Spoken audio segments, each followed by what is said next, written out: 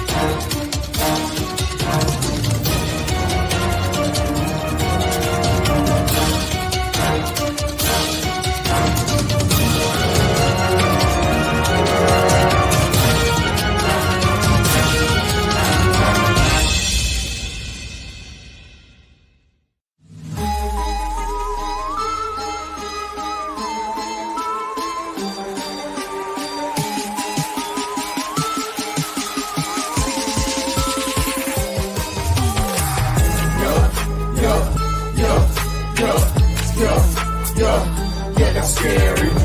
Yeah, that's scary.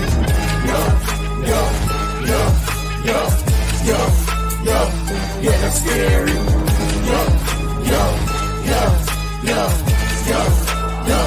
Yeah, that's scary.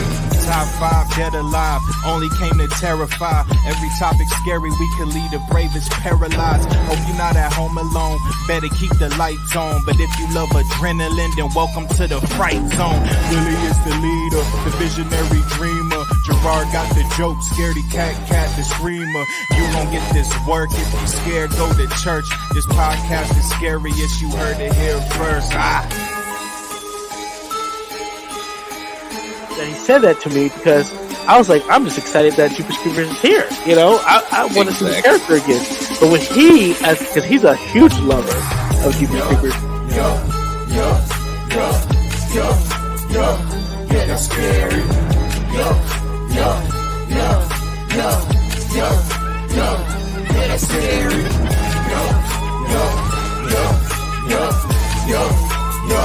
Yeah, that's scary.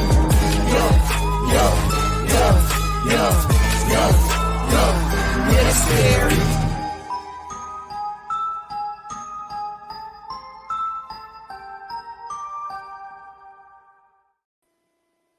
Yo, what's up, everyone, and welcome to Yep, That's Scary. I'm your host, Willie May, and this is Season 2. What's up, guys? Come on in, my co-host, Jarrord. Let's go. Let's do it, baby. Where's my ding dong at? Bro. That intro was... Well, I think I messed up the intro. It's all right. It's all good. Do it in post. We'll do it live. Yeah, we'll do it in post. We'll fix it in post. How's it going, man? It's going pretty good. You know, it's been a crazy 2 months. Has it been? Have we been on 2 months? It has been. It's been straight, nonstop. Go. It kind of all lined up accidentally perfect though for everything. You know, not saying it's a good thing anybody got sick. I know your whole household, everybody got sick. People back there be like, okay, hey, look, I ain't feeling good. We're gonna cut it, and then we got into the super craziness of Fear Expo and all that, and then We're going to talk about today. We're just we're going to talk about our experience at Fear Expo. I had a great time. A little too much to drink. Everyone had a little bit too much to drink, but yeah, you did for sure. You had a little bit too much. You were like what, double fisting every time when I saw you. You had like two drinks in your hand. I mean, look, Jelly Ball was gracious enough to buy several drinks for everybody. Yes, he did. And I went over there and I got a drink. The guy's like, "Here's another drink." I'm like, "What?" He's like, "Yeah, they're free. Somebody bought them for everybody." I'm like, "Who?" It's like Jelly Ball. I'm like, "Ah!" So I got like and then beer, and I'm like, "Thank you, Clay, for doing that." And then I started going away, and I'm like, I got a hold of you, like, "Hey, there's beer, there's drinks bought." It was an open bar. It was just beer. This is like open bar, and when you have an open bar, the only thing you pay is the tip, right? Yeah. And so, but when it's open bar, that's like that's anything, that's any drink. And then if the bartender doesn't know how to make the drink, you just pull up the recipe, like this is what it is, and they just But it was good, and we thank Jelly Ball for doing that and being a great sponsor of Fear Expo and treating us out to those drinks because that kept the money flowing. you messing alcohol like me. Right. But yeah, it was crazy. 2 months back to back, just crazy. Yes, my whole household got sick. COVID finally got to us. And it was. I felt like I was out for like a week, solid for sure, a solid week, and then I was like coming back, just like I think I can. Now I don't know if I had COVID per se because they still couldn't figure it out. They think it was just a tough flu, but they did give me. I did take COVID antibiotics, just as a precaution, and I was fine. So yeah, you probably had COVID. You know, COVID nowadays is asymptomatic a lot of the time, so there's no symptoms with it, and it's just you would get it, and you just be, God, I'm tired, man. I haven't done nothing. You go up the stairs, and you're like, I know I ain't that far out of shape. Come on. I know that there's a lot of fatigue, but like I didn't get too much fatigue. I just know I was out. There's times where I just distanced myself with everyone because I was really taking care of my mom. She got it, and then I was taking care of her. My dad asked me to help take care of her, and then I had to drive her car somewhere, and I cleaned the interior just as a precaution and just to disinfect. When someone's sick, you must clean, So I did that, and then I was out. I was gone. So what you do? Open up the door, spray down everything, microwave, shut it. Like, minutes. Microwave, Lysol. I had Clorox wipes, and I just went to town. And man, her car inside was dirty. I felt like I was like wiping off skin. That's how dirty it was, y'all. But anyways, huh? McDonald's wrappers under the seat. No, she actually started. Okay, so she's mad at us for the joke. Okay, so she doesn't like the joke anymore, but she's been making a major conscious effort to not have McDonald's and throw the wrapper underneath the seat. So so no, she hasn't done that. But yeah. So but anyways, let's talk about this our past experience, and then we are in season 2. Yes. Mm-hmm. In season 2, we're so excited for season 2 because actually we had a team meeting and we talked about season 2 and what to expect and what interviews that we got going on, what events we're going to be doing. And bro, I am excited. I'm like, first of all, again, I'm thinking, how can we do this? How can we get to all these events, man? Because there's so many happening. I mean, you got the cons happening, and there's more and more cons happening. When we say cons, conventions, and trade shows happening within our industry. Like there is we typically don't do film, the like producing side of the trade shows, but we do horror, of course, Halloween, of course, in the haunted house. And so what I've seen this past couple of seasons is that these shows are growing, and there's more producers producing these cons of horror and celebrities, and then also more trade shows, and it's happening. And I'm like so excited, but yeah, I'm like, how am I going to get to these places?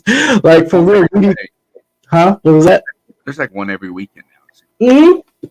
And what I learned is we got to start planning strategically, and then we also have to like start looking at these flight deals so that we can get in. Like I saw that there was a Southwest flight deal for flights for like $99 and $199 round trip, and I grabbed that email blast so that we can keep it, so we can use that deal. But yeah, we'll be using our discounts this season because we got so many shows to go to. Awesome. Go ahead. I'm excited because I don't think anything's announced yet, but the idea what we came up, because we landed where we're going to be going. Yes, which works great. We narrowed it down. what city, what state, and what town, kind of. And then we got that nailed out. And then also, like, on my end, I got that traveling going on in September, so I'll be in a whole other state to hit up some like haunts, which is exciting because it's fun going to a completely different area and different haunts. You get to see everything. Hopefully, get to see an old friend I haven't seen in a long time. Okay. So we're going to get, especially at least on my end. I can't speak. I get to make everybody jealous. I'm going to be in a whole other state for a whole other haunt season, and I think it's an area that has good potential. I mean, I googled them, and they have a lot of haunts in this area. I agree, and like 2 of my friends are there. I think in that state that you're going to be attending in, and so I'm just really excited for the busy season we're going to have this year. I'm really excited for it, and so you're now seeing these cons opening up or getting ready, right? And then you're in April. It's April now, and the haunted houses have to get ready now. The marketing has to get done. The ticketing has to get done. The building has to get done. The prop making has to get done. So I'm really excited to see more and more of our industries putting out great pictures and creative, thoughts and processes to share so that we can just, I like that type of stuff. I like being on Facebook and seeing that stuff. So, what do you think is going to be a big theme this year? There's always seems like be an overlapping big theme, at least maybe it's regional or some areas. We've had the zombies before, we've had the clowns before, we've had the rednecks fucking still going on, sadly. But what do you think the next big thing is going to be for this? I think what's happening that's going to be a feature in our industry that we're going to be looking at is IPs, intellectual properties that has to do with great horror movies. I think that we're going to see more and more happening with that because I think the haunt owners that understand how to leverage are going to start incorporating more of the hottest horror movies into their shows. Like I just saw someone have a Megan doll, and it's a huge Megan doll animatronic in their haunt because Megan came out, the movie. And so they had that badass one at Fear Expo, remember? Yes. So we're going to start seeing a lot of these haunted owners and producers create to leverage IPs and get licensing. Now, if you're a good haunt designer, haunt creator, haunt owner, and haunt producer, you're going to do it the right way and get your license, say, from that movie house to be able to market it right. Some haunted houses, they don't do that. They just put it up and then they just, because probably like haunted trail or something, they just put it up and then, no one's not going to blow the whistle on me. And be surprised. Remember we talked to a vendor. I ain't going to say what he had, but he had something. It was a very generic creature. Not saying his design was generic, but I'm saying it was a generic creature, and he got copyrighted, cease and desist letter. Yep. And I'm not saying his design or anything was generic, but I'm saying it's generic because it's something that like everybody has either done or used. Yeah. It's like one of the big guys, right? And it was a cease and desist letter. Right, because you have whistleblowers there. I'm a whistleblower for a film production company, but I don't do it because I feel like it has to be. Deal, don't you? No, I feel like he's so stupid. No, I feel like it has to be like if it's a haunt that has a character roaming inside the rooms and halls, I'm not gonna whistleblow. But if they're doing a full-on scene or a full-on attraction that inhabits that movie, then I'm going to say something. And I'm not going to tell what movie production house that. I mean, but it was the dumbest thing though. It wasn't even like a part of attraction. It was literally. I'll tell you what it was. It was an entrance. Did you talk to him? You remember? Yeah, you told me when you heard this. Because I was sitting there talking with Mike, and it was part of their booth. I was helping unload booths and stuff. I was doing some. I showed up early, and I was helping people unload, just trying to lend a hand. And they're talking like, "Yeah, we got to leave this in the truck." I'm like, I can help you put it up real quick. I got a drill. Come on. He's like, no, we can't, man. He told me the story. I'm like, for that? He's like, yes, it is copyrighted. Was it the intro for his booth or for the event? It was actually an entrance that he modified to go higher up on his booth. So it makes his booth from 8 foot tall to it added like 6 or 7 feet of height. Would have stood out. Gotcha. But it was outrageous. Like, people get copyrighted, and you know what got caught? Somebody found the image on social media. Wow. And see, that's what that would get you too, because if it's an event that's going to have heavy media coverage, and people taking pictures and posting it, that's the one way to get caught. Like, and some of these haunts are going to these vendors like, hey, look, I'm just going to use it. I got this Megan doll. They got the right to build it. You don't have the right to use it and make a Megan haunt. Exactly, because there's a difference between one person creating it or artist creation versus an attraction making money off of that. So I think this is going to be a great topic to discuss maybe in the future of Yep, That's Scary is about licensing, because our industry is clueless. There's only a few people that know, and they're doing it. So do it right though. Like talked about Studio, they're launching have a new one, the Soy. That's how you do it. It's not called Soy. I think it's called something else. It's a big purple monster with horns and blue monster with purple polka dots. Everybody knows what it is, but it is fantastic. And I tried to take it home, but he got me. Tried to scoot it out the door. Oh wow, you always stealing something. Oh my gosh. So listen, guys. So we are. There's, like you said, you mentioned a little bit earlier, we're going to be doing a lot of traveling. I think I have a show coming up in May that I need to call the hotel room, make sure my reservation's in. It's a horror con in Texas. Show in May? Yeah, in May. And I totally forgot that I was like, oh, I'm supposed to be in Texas in May. And May's like around the corner. And I'm like, oh my gosh. But yeah, we're supposed to be at a horror con to meet some celebrities, do some interviews, pass out, some flyers about Yep, That's Scary. And so that's happening. There's one happening. Fair. They're the you know what I'm talking about. The convention that's happening every Monday. Every month in California.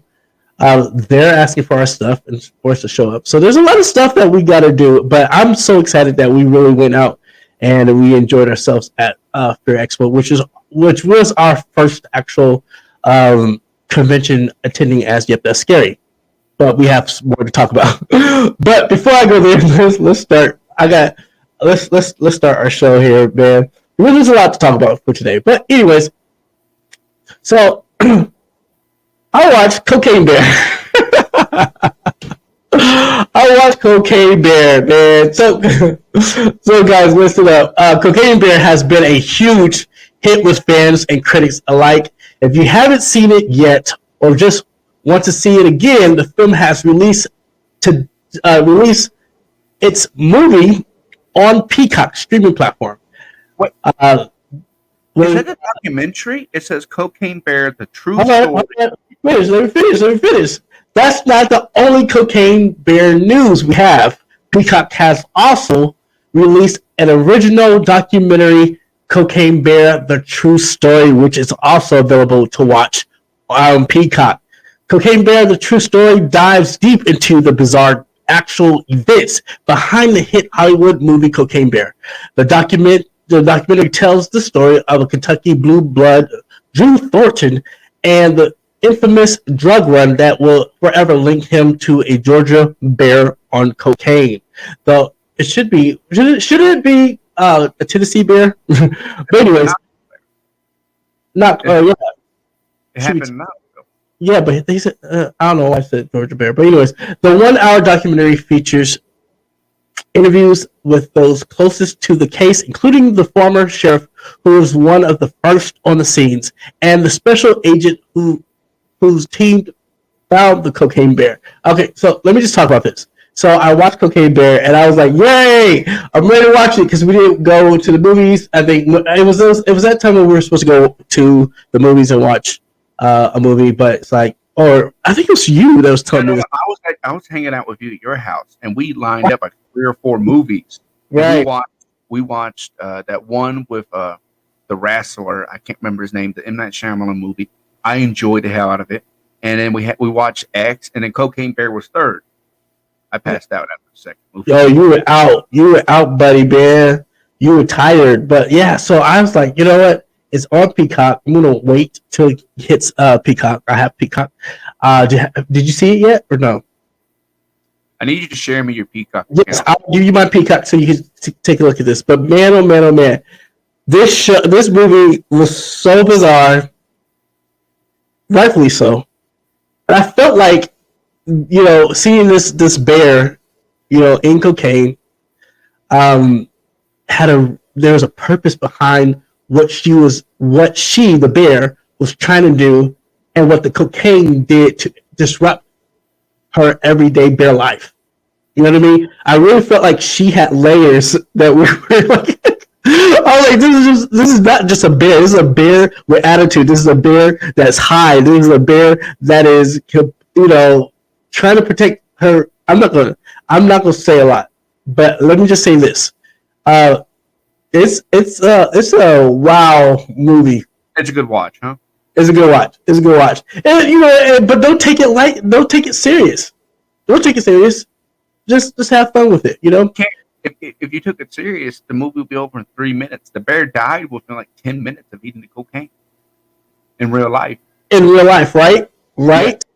Watch the true story. So let me talk about the true story. Okay. The true story. So I noticed that there was a documentary, and I was like, okay, I'm gonna watch this documentary right after I watch Cocaine Bear.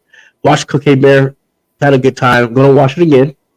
So then I see the true story, so I started watching that, and I'm engaged in it. I'm looking at these characters. I'm trying to figure out what happened with the cocaine. Everyone's trying to figure out what happened with this cocaine, and they're like, the bear ate it. Find out after the whole true stories, after this whole hour-long documentary, when they reveal what the conclusion was, I got mad a little bit, because it showed me that someone could concoct a story and a belief and tell everybody, right? And everybody knows about it. And everyone would do so much to go the extra mile to make $1 off a story. And it felt like one of those stories in Tennessee, And so, as the movie was so entertaining, the story wasn't for me.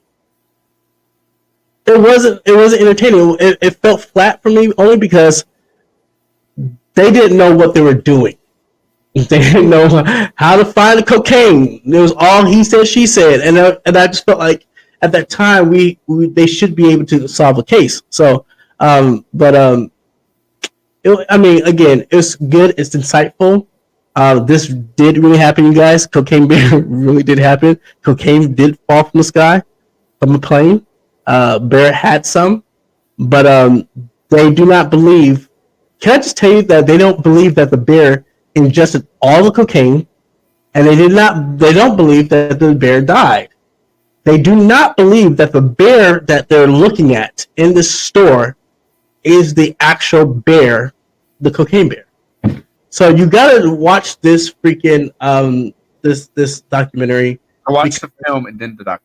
Right, watch the film, then watch the documentary, and tell me your take on it, because and you guys, if you guys are watching this at home or watching this, on your phone or whatever, please tell us your thoughts about Cocaine Bear, because we like to know. But again, I think it's an awesome story, an awesome tale that a Hollywood producer was like, I'm gonna write the mess out of this and make this a great hit. It's funny.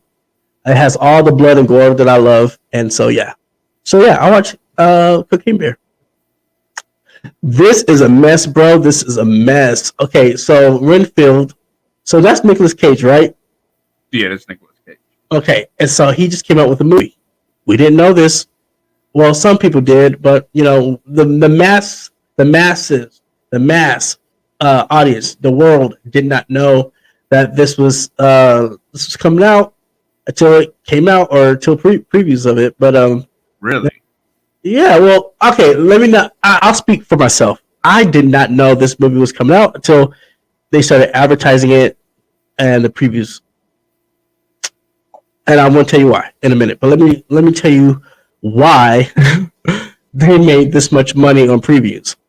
Universal's latest monster movie, the blood-sucking Renfield, is sinking its teeth into the domestic box office with $900,000. Sounds very low, right? From 2,750 theaters on Thursday's preview night. It expands to 3,375 locations on Friday. The modern take on Dracula's won't be able to drive a stake through the heart of the last week's box office champion, the Super Mario Brothers. This animated, family-friendly video game adaptation will get another high score at the box office this weekend with an expected 58 million to 66 million in its sophomore outing. Renfield, starring Nicolas Cage as Dracula, is projected to make just 10 million in its opening weekend. Considering that the horror comedy carries a 65 million price tag, it's not a great start to run. It's not great start to its run.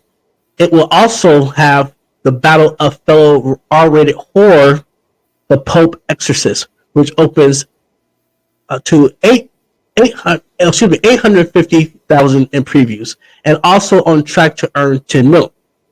What is your thoughts about this? So it's only cleared $900,000 this weekend. 900, yeah, and the Pope Exorcist cleared 850K, but they're seeing low numbers, and some may say it's because you're advertising on streaming platforms and really not really advertising it. But I blame Scream 6. I blame Mario. No, I blame Scream 6. See, look, Mario has nothing to do with it. Mario's in a whole different genre, right? So, Mario takes a weekend. Like, that's what it is. Listen, Mario's 40 theater experience. It's got the big name drawer Chris Pratt. It has Jack Black in it. Yep. Some other actors. What's Seth Rogen in it? He's got the big name actors. It's drawing up his attention, and it's fucking Super Mario. Right. Everybody wants to see, and they want to see a true good Super Mario movie. I almost went and watched it the other day because I found a 4D theater, and I'm like, "This isn't 4D. I've never been to a 4D theater. I want to see." Yeah, that's awesome if it's going to be in a 4D theater to watch that film. Absolutely. Yeah. So, like, I blame that, and like this, I've heard nothing but good things about Renfield so far. Because I knew about it when it was coming out months now. But yeah, last year I heard about it. Listen, it's been my list for months.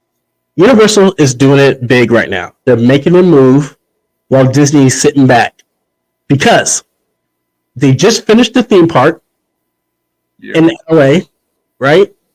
And they're rolling out this star-studded cast animated film, which my bro, he's like 30 something, hits me up and tells me about how good this movie is, and you got to check it out because it's not what you think it will be. Or Mario. Mario. Yep, exactly. So I'm like, whoa! But listen here, the horror community has not wrapped or support this Dracula film. We haven't. Scream 6 was so loud in advertising, publicity stunts, and merch. They were so loud that I think it covered Renfield. I mean, you guys let me know what your thoughts are if you guys watching at home.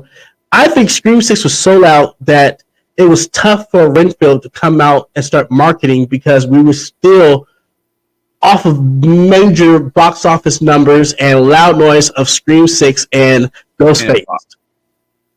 What? And Scream 6 flop. I mean, some say it did. Some say it didn't for them because it's nostalgic. It was, it was them coming back. I mean, but look, you should not be pulling 900K in your previews on skill to make 10 mil.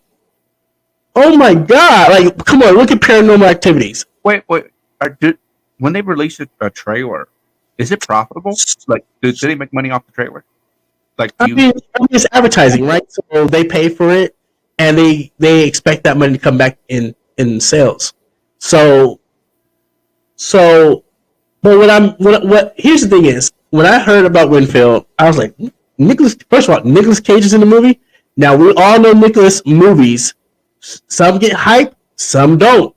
he did a fantastic one recently with the guy who plays in The Mandalorian, in The Last of Us, Pascal. Mm-hmm. Yep. That movie, them two, fantastic. It was The Wonderful Life of My Talent or some shit like that. It's a fantastic movie. I watched it recently. Really? And fantastic movie. Enjoyed the hell out of it. Right. I like Nicolas Cage. I think he does a great job. Well, you know what? Look, at most of his movies. I literally watched that movie, and then we watched the same day. And I guess I said before, we watched the Nicolas Cage movie when he fights the animatronics, Happy Fur Time or whatever. oh yeah, it was like a ripoff of Five Nights at Freddy. Yeah, I actually gotta say, I love Nicolas Cage. He does a great job in whatever he does. So Yeah, I'm a big Nicolas Cage fan. I am seeing Renfield. The fuck what everybody else says. I am seeing this. I've been wanting to watch it. It came out. Yeah, yep. No, I think last week. No, it came out the 14th. Came out the 14th. Okay, excuse me. So it came out Friday. It came out this weekend. So Okay. it might have tripped itself up, but if they do the right marketing, it's still going to be fresh by next weekend. I think they can get a good rise in ticket sales. Bro, they put this movie out. They had it going on, and I think people weren't really onto it because it was still hyped off of Scream 6.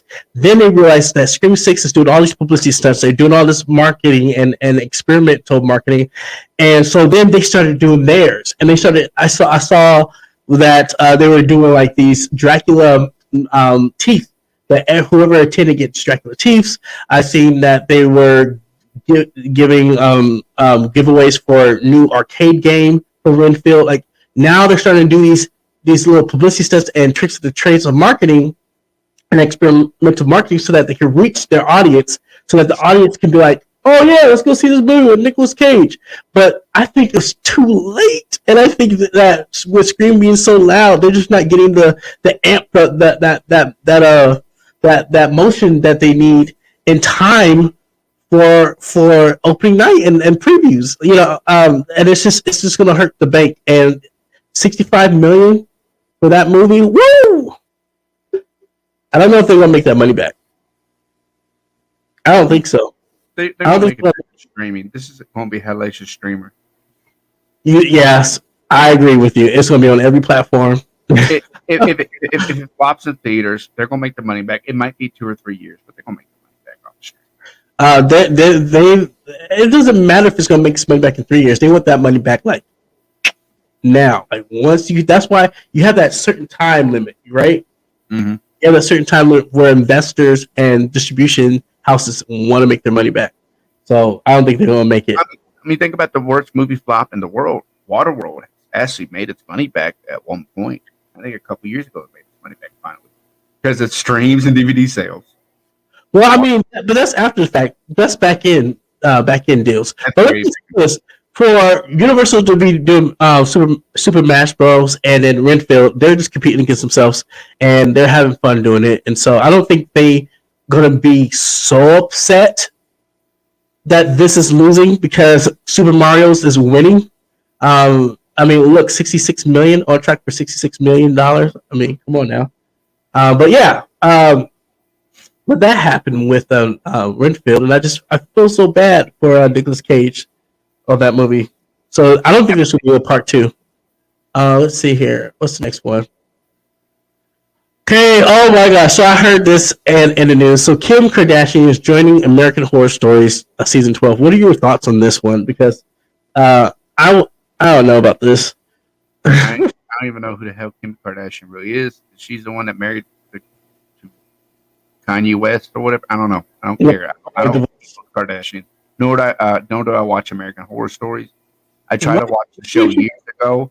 The opening scene is like a ghost rape scene. I'm like, I don't want to watch this, and I turned it off. Let's talk about it. So this is a TV series that is on Fox that Ryan Murphy is it Ryan Murphy? Yeah, produces. The producer of Glee, and American Horror Story, when it first came out, it was huge, right? It had a huge splash. Then as time goes by, it has a very small niche, but large still, following. And when I heard this, I was like, first of all, I don't care about Kim. What horror lover cares about Kim Kardashian? It's just, I don't know. And then, American Horror Story is going on still? When will it be over? As you can see, we're talking about Kim Kardashian. I had to pour myself another drink. It is noon, and I'm pouring a drink because we're talking about Kim Kardashian. I have no care to talk about Kim Kardashian, but I'm going to talk about the American Horror Story. It has a market, and it knows its market. Its market is young adults who like horror, and they know Kim Kardashian. But it is the cult horror. It is the deep horror. And here's the thing: is the stuff that they show American Horror Story, I'm like, whoa, can they show that? Like, I still remember when The Simpsons cussed, and it was a big deal, And so, seeing how racy the show is, and seeing how they're going to that edge, you know what I mean? And how every character is getting raped, it's crazy. And can we say the R word? Like, rape? Yeah, because I'm this is pausing this topic. This is like, because I've been seeing so many social media platforms, they have to start censoring the R word now. Really? Can we say that? We need to look that up. I know that, it's a touchy subject, of course, talking about rape and whatnot, and it shouldn't be, just tossed around willy-nilly. I didn't mean to cut you off mid-sentence. I just had to voice that out real quick. So, sorry about that. I just cut you did. But I mean, with Kim Kardashian, look, I hope that she's one of those, ditzy blondes that will trip, the stereotypical horror movie fall, and she gets stabbed and she's out, because I'm not going to watch a whole season with that. I'm sorry. They couldn't afford Kim for that long. I know she's bound to be expensive. Listen, they would do anything for $1, and ask their mama. What they probably did is like, Kim, you're going to make X amount of dollar off of our profit if you show up in the season, and she's going to last for a season. They do that. Either she's going to be a cameo and she's going to be killed off real quick just to get a spike in viewership, right? Or she's going to make money off the back end, and she's doing something like that. I think she's smart enough, because she is a big business. They all make good money. I've heard. Yeah, they can position themselves very well to reap the benefits, and so I just don't. I watched American Horror Stories recently, and I turned it off. And what I've learned in watching American Horror Stories is I have to watch in doses. I can't binge watch it, because it's, they do a good job in telling the stories. It's just, it gets very, very risque, and I just and it's very culted. It's very cult-like, And there's different levels of horror that people deal with, I believe. And some like it kid-friendly. Some like it, with zombies. Some like it with Ghostbusters. Some like it, and I'm saying those topics because there are content that matches that topic that is just, and is safe, right? American Horror Stories is not safe. And then when I found out that my niece was binge watching American Horror Story, I almost flipped out. My niece was like, "Yeah, I watched American Horror Story, the newest one. I mean, the most recent one, season 11." And I'm like, "What? I almost lost it, because I watched it. I'm like, "Whoa, it's deep." Like the subject matters are deep, and yeah. So, anyways, but she's gonna be on the show. And I'm like, I'm not gonna watch it. So, Anyways, so we got an awesome show for you guys today. We got horror news in a minute. I'm going to spit this horror news really quick for you guys. I want to say to Kat, we miss you. We love you. And we're so sorry that you can't make the show, but we hope to see you soon. Because we got some good news. I'm so excited. I'm just excited for you. Yep, the Scary and all the things that we got going on. And I'm excited to travel and meet all these horror businesses and haunted houses and all this good stuff that's happening in this year. So, anyways, but let's get this party started with horror news in a minute.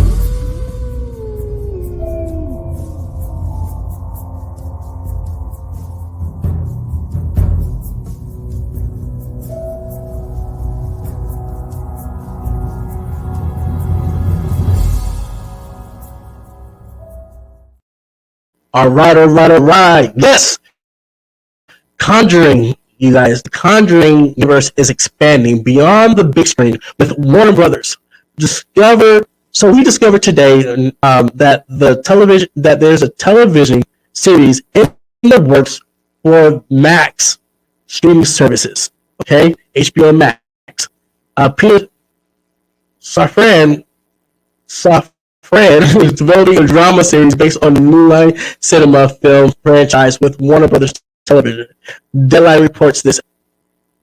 The series is set to continue the story established in the feature films. James Wan from Atomic Monster Production and Peter Safran, the Safran Company, will produce the franchise's very first small screen project in association with Warner Brothers.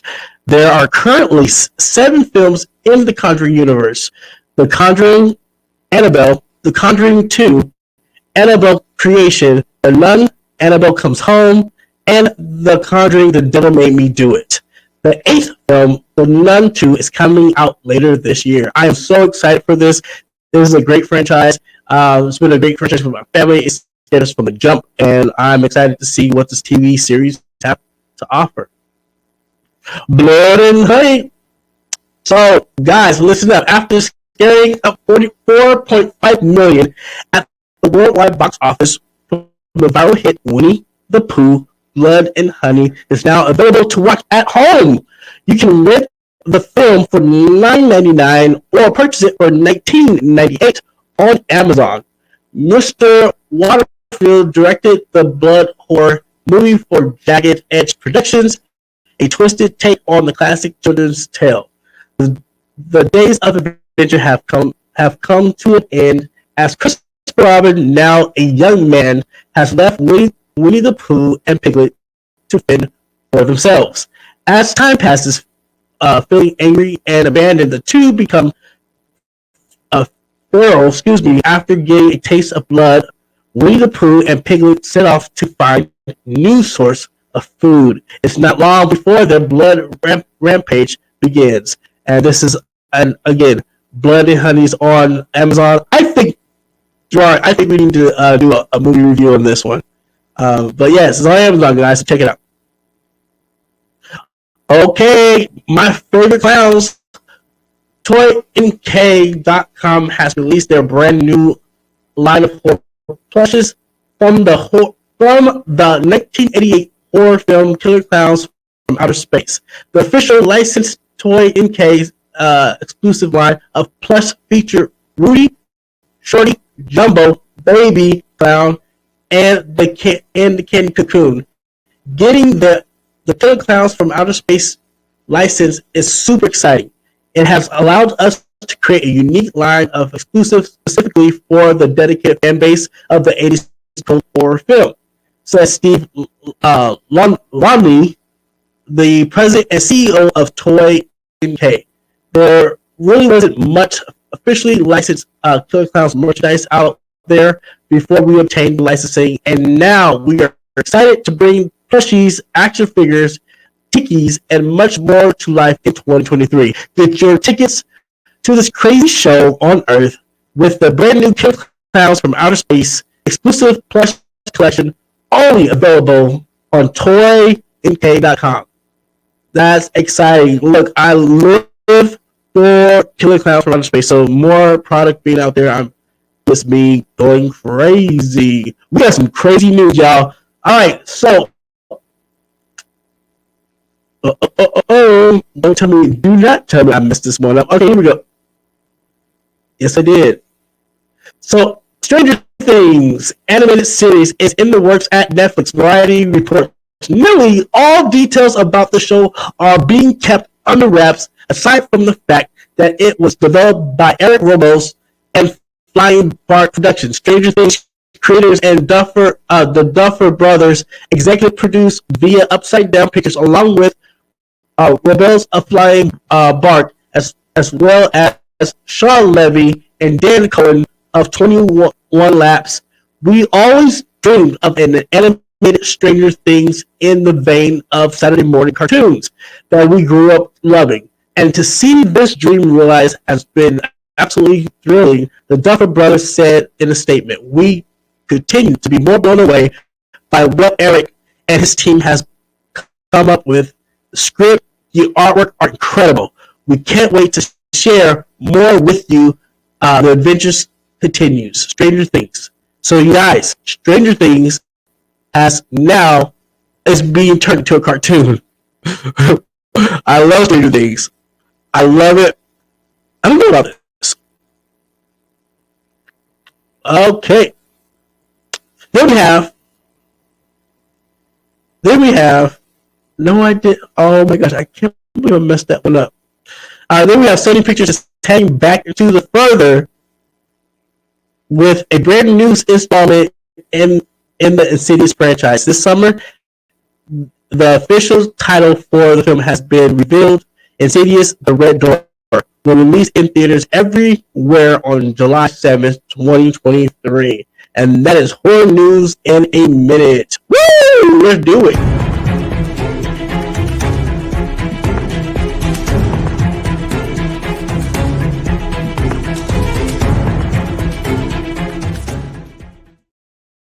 Yo, so let me just say this, Jarrord. I messed that one up because there is more news in there that wasn't on the slide. So as I was like hitting the slide, right, and looking at the graphics, they didn't match up to the news. So like there's like two more articles that we're supposed to be talking about in the news. So we want to apologize to everybody that follow us and love our show because it's been busy. We've kind of taken some time off and we started our season 2. And so hearing all the good craziness about what's happening in our industry and what's happening in horror, I gotta tell y'all, I gotta let y'all know what's happening. And so our horror news in a minute is getting longer and longer. It's not in a minute anymore, but there's so much to tell you guys that it's getting crazy. But to stay relevant, I have to kind of put it all in one show. So what I'm going to do is I'm going to make sure I post all of these articles in our Facebook page so that you guys get this information as well. And then also I'm going to cite the two that I missed for next weekend. Okay, but I'm excited for our season 2, Jarrord, because we got some new segments coming in. Right? Yeah. We got the "Yep, That Was Scary" segment, where our hosts are challenged and challenge each other to face their fears. Now, I don't know if you was, so you had the first attempt, correct? You had the first whack at you, right? How was that experience for you? It was a good time. I enjoyed it. Had fun. Yeah. Worried. I'm not worried. No, I'm not very scared very often. At least. So, but I mean, let's talk about it, Jarrord. Let's be real. It was a good time. Had the heart racing. Had a real good time. But I don't think I was scared. I wasn't scared. You know what I'm trying to get at. You were dealing with, right? It was one of those. What am I getting myself into? Yeah, there's like, what are we doing? We're walking the street trying to find a place, and then like once I saw VR, I was like, oh, what we're doing VR? Okay, cool. I think the VR segment took you out of it. I think that was the killer. Mm-hmm. You know what I mean? Because if it wasn't on there, I think you would still be tripping in your head. It's like, what's going on? And I realized that I did not place the. Excuse me, folks. I realized that I did not put this video into You Have to Scary because I want to play it for you guys, so you guys can see what his experience was like. What I'll do is I'll keep looking for it, and then when I find it, I'll just throw it into the show so you guys can see it. But once the VR, once you saw the VR and you stepped into this place, what's the next thing that kind of came to mind for you? This experience. I mean, I think it was a good time, like trying to get my words together. I wasn't prepared to talk about the VR experience today. Just tell them what you experienced. Tell them what you did while I look for you. We're driving around. We're trying to figure out where exactly this place is. It's Yeah. in some parking garage that's been converted to a mall, which is interesting. Hold on, can I say this in my defense? I don't go into Atlanta all the time. I try to avoid it because of traffic and everything. I mean, if you live in Atlanta, you don't go to Atlanta just to kick it in Atlanta. You go, well, yeah, people do that, but like for me, living out where I live, I don't go to Atlanta only for special occasions, birthdays, parties, events. I don't go every day because traffic could be horrendous. But go ahead, Jarrord. Yeah, so the weird parking garage converted to the mall. We're trying to figure out where the heck this place is. Driving around, finally find it. And like we're walking around, we're looking for this, but going up and down these elevators, lost, confused tourists. It's confusing. And we finally find a location. I mean, like, first off, badass setup. It's all like that high-end new Very design. high end. Tangled couches made out of plastic, all white. And they finally walk us through it, put these balls in your wrists and your ankles so you walk. Hold on, Jarrord. Even checking in, it was like very high end. Like it was very like there was like very little interaction with the staff until needed. You know what I mean? Like they didn't even greet us. They didn't even greet us. They like check in, and so until we check in, then they're like, okay, now we know who you are. We know that you're supposed to be here. Hi, I'm so and so. But go ahead, take it away, Jarrord. Yeah, and it was interesting to do. Like it was exciting. I'm trying to get my words together for this. Why just tell the story? When we get in there, they put the balls in your wrists and stuff. And the scary part, if there's any scary parts, when you put this mask on, you can't see nothing else besides the mask. Yeah. And like, no one else is in the VR yet except for you, because I was the first one to put it on. And people are like grabbing your shoulder and swing back, like, what the heck is touching me? Because you can't see, you can't hear. Yeah. And just to repeat from what Jarrord is saying, they put this complete helmet on your head where you cannot see anything, and you're like looking at the so-called virtual reality world. Or if you had Oculus, goggles or something similar to that, but it was kind of blinked out. And then they just load you up, right? Yeah. They give us the palms. They give us the on our hands and arms. And then we get a vest or a backpack or something like that. It's like a computer on a backpack. You said what? It was like a computer on a backpack. Yes, it was like a computer, like a server on a backpack or something like that. But go ahead, take it away.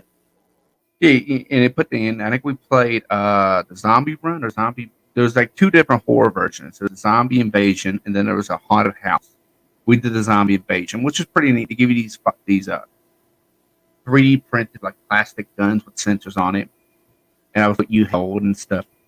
Excuse me, pull the trigger and all that. And I find it very interesting. It was a unique experience. I highly enjoyed it. The creatures were unique. I think it took us a while to figure out how to communicate together. He said, "It's on your left. It's on your left." But the guy's turned halfway around. So his left is the right now. Right? Aware of your surroundings. It's a good time. I'm glad we went with a group of guys because it was actually more than just us in there. It was a random group of people who kind of joined us, and they were funny. It was kind of funny sitting there. If you could hear all the stuff that was said in that mic, it was a little bit of screaming. People were screaming. But listen, this virtual experience is a step up from like Oculus or playing Oculus at the house. They had fans. Like when the helicopter came down in this game to pick us up, we felt the wind just take the room. Huh? They had the fans on. Yeah. So it was also there's some sensory elements to this game where it's synced up and you're like literally it feels like you're in this virtual reality zombie apocalypse, fight. But what I did not like is that there was different levels of the game, right? We had the basic level, then you had a horde level, which was the absolute, get it.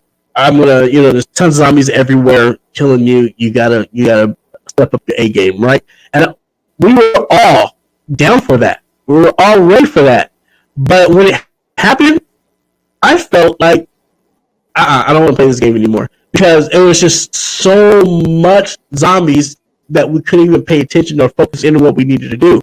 And so we would move. Remember, we would play these like levels and move into these different spaces. And I didn't even know what was going on.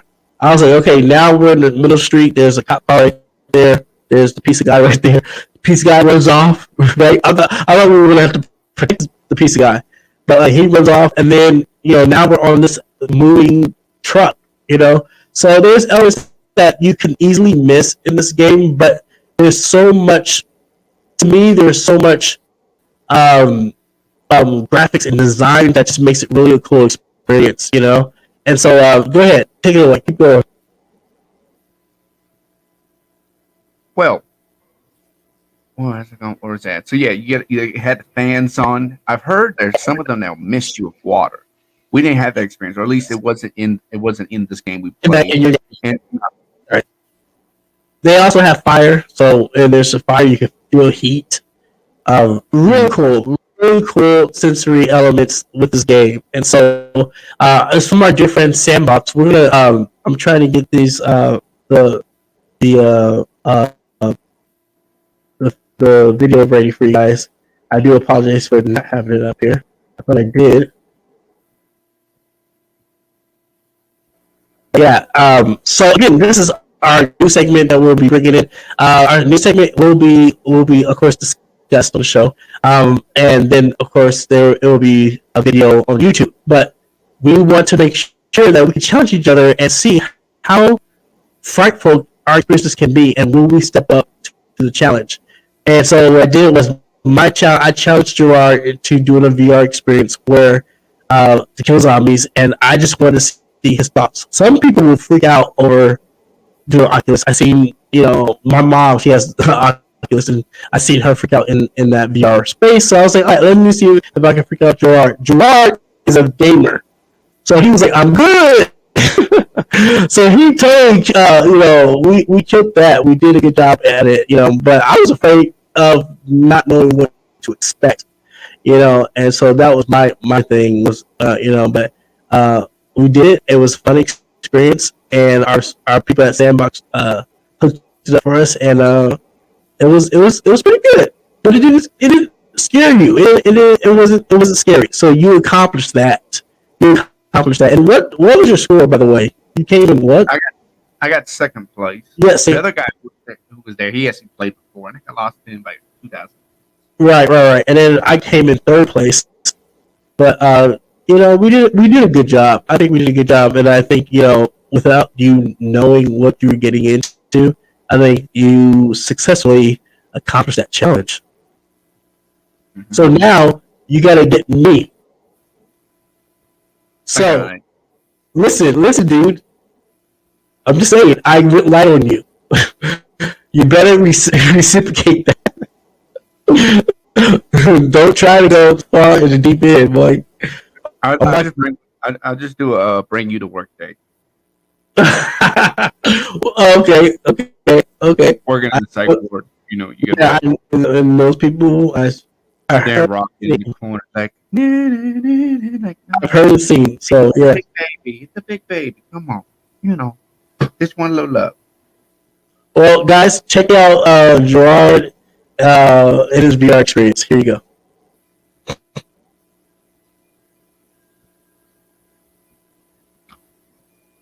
It's actually still uploading. Give me 1 second. But yeah, man, it was awesome. I had a good time. Oh, good. I think one thing. I'm look. It may be whippy, but I got your next one. Here we go.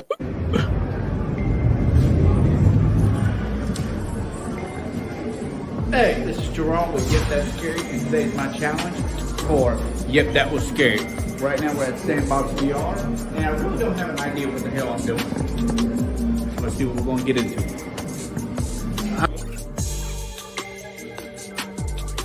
You're supposed to just go with the punches and see it for yourself. Out. Hopefully. I said say shoot the fair birds!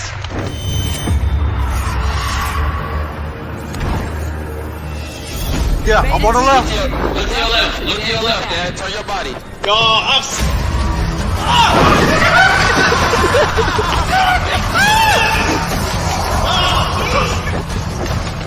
Vultures! Heads up! Body. Watch your sides. Watch your sides. Oh! Don't let him in. Don't let him in. We're fighting. They get in.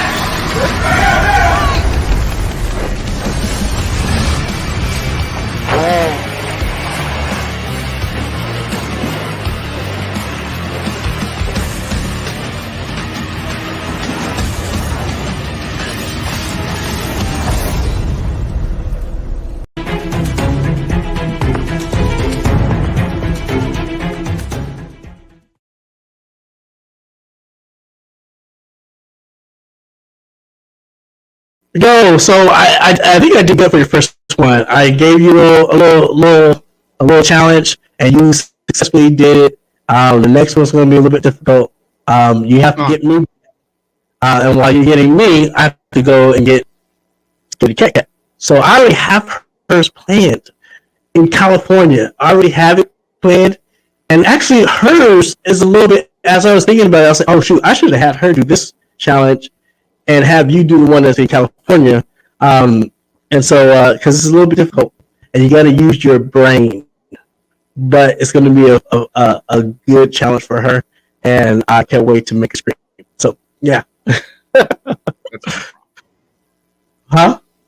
Shut up! Why do you usually say something stupid? Anyways, but yeah. So yeah, check it out, guys, on our YouTube channel. This will be more out there, but yeah, I'm excited for our new segment. Yep, that was scary, which allows us to be challenged by the host to face our fears. So that's going to be great. Yeah, are you ready to take it or skip it? Yeah, let's do that. Well, let's see what movies are out coming out. So I missed take it or skip it. Here we go. Excuse me, let me call. Take it or skip it, stream it or miss it.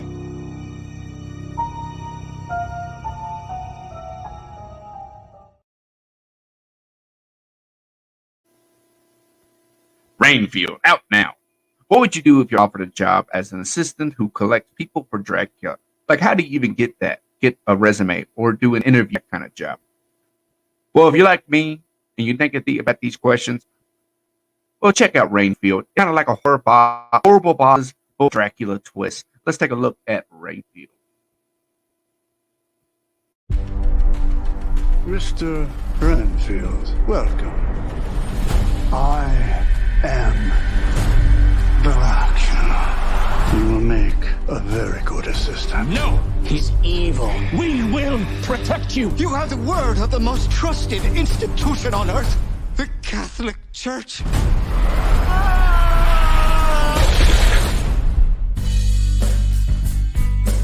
Renfield, your sole purpose in life is to serve me.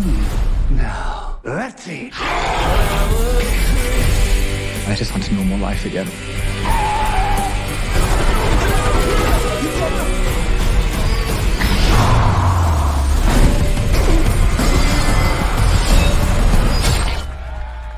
bless you, Mr. Renfield. Oh, God bless you, nuns. You're a hero. Robert Montague Renfield. Let me explain. I work for Dracula. Count Dracula? It's the real Dracula! Some call me the Dark One. Others, the Lord of Death. So you bring in people to eat? Well, I do other stuff. Like what? Wash his cape? No, the cape is dry clean only, strictly. Yeah, I will wear this fly, yeah. Look, I don't think he's such a bad guy. But you're never really gonna be free until you face him. I will no longer tolerate abuse. I deserve happiness. Let me explain something to you, okay? You deserve only suffering. I will unleash an army of death. Everyone you care about will suffer because you betrayed me. We have to stop him before sunset.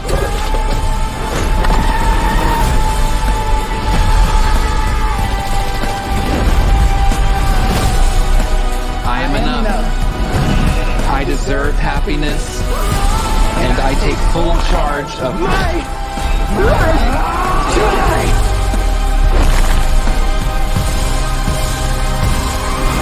You know when something crazy happens and someone's like, it's okay, I've seen way worse. Everything I saw you do today is gonna be my way worse. It's my least favorite part of the job.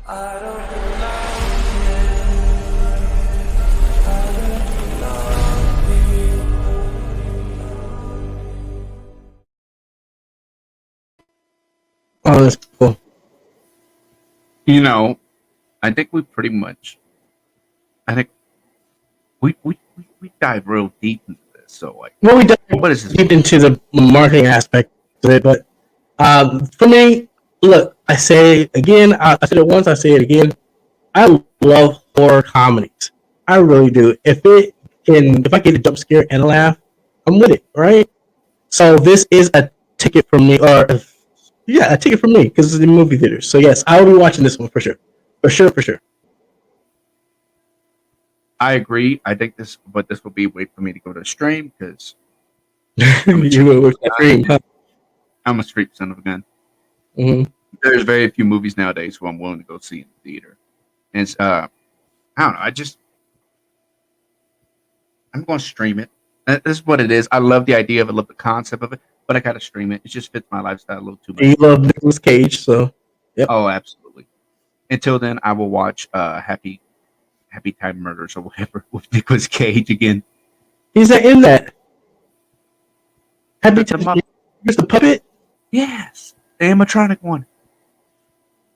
That's you talking about the puppets though in Happy Time Murders with the cops. And it's the humans and the puppets. No, the one with the animatronic. But that's not Happy Time Murders. No, that's not. I'm bad with movie titles, but this is going to be stream it for me. I love the concept. I think this is going to be fantastic. I think people need to go see it because it's deserves more praise than what it's getting. I think it looks like a good movie.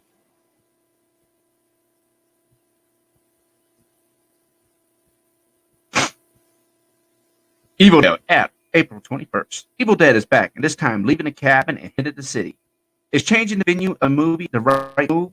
I don't know, but in my opinion, I think it could be a new, exciting change to the franchise. So we're going to take a deep dive look into Evil Dead. Let's take a look.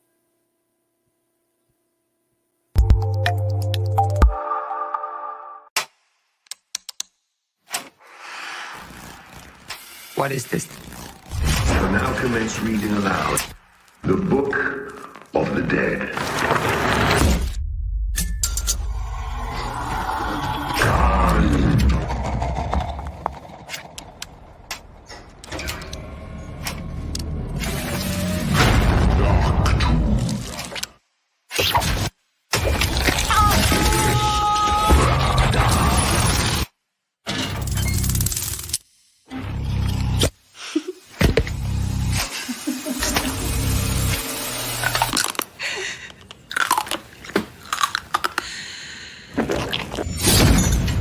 Mom? Open up now. We can be a big, happy family again. You don't look so good, Mom.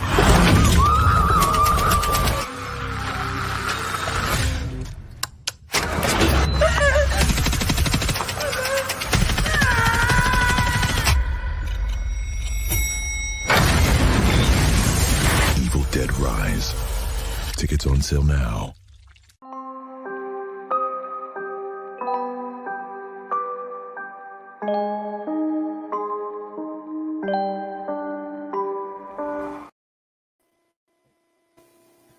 Now, I'm gonna be honest. I'm super excited for this. I love the Evil Dead movies. I think they do a hellacious of a job, and it always sticks. Every time I hear the word Evil Dead, I remember the evil tree scene.